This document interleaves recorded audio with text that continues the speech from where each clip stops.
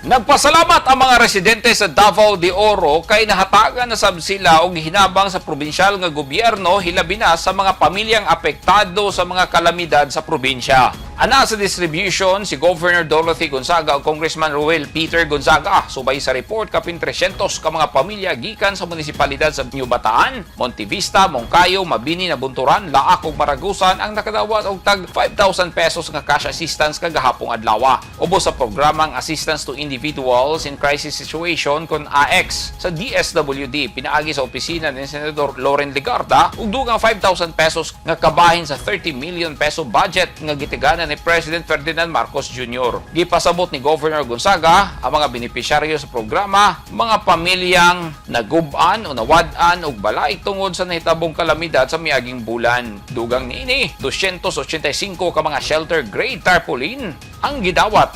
Adunay totally damage ang balay gikan sa Department of Human Settlement and Urban Development o International Organization for Migration Australian Aid.